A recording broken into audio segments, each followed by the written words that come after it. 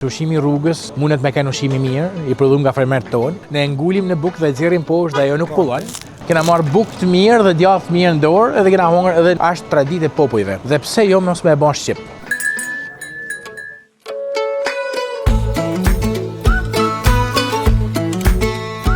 Ideja ka lindë nga nevoja, sepse mendoj që ushqimi i rrugës, street foodi, ka mbet monopol edhe ai i ushqimit ndërkombëtar, industrial.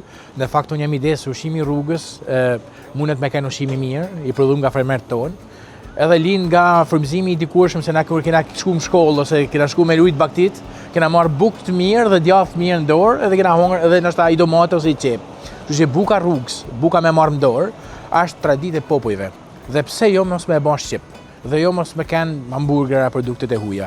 Dhe ne këtu ina mundu me bën një shpike që është e buka me gjathë, por do bëjmë edhe tjera, sepse kam ide me bën edhe me misht thatë, me grosh, me taven e Elbasanit, disa produkte të ndryshme tona me mujt me i shërbim me bukë për mi harë në dorë rrugës. Kjo është ideja. Ka vite se po kërkoj diçka të bukur dhe me thënë drejtën kam filluar jam bën pak i mrapsht dhe njëri që nuk kënaqem kollaj. Edhe ma në fund t'ja dole me gjithë taman ata që kam po andru dhe kam pas fatin e mia me gjithë tek një familje shumë fisnike tiranase që e ka rujt me shumë xhelozi dhe nuk ka pranu kompromise ekonomike për t'a bë pallat të madh.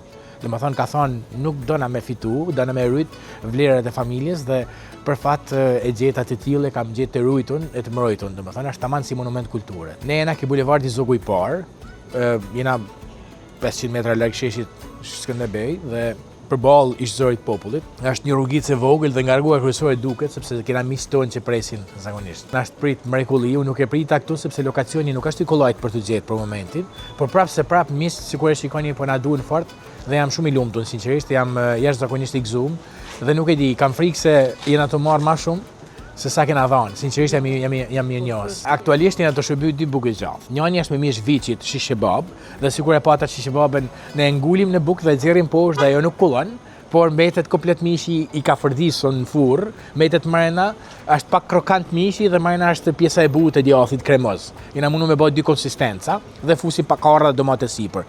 Tjetra është ajo klasike salcice, lope.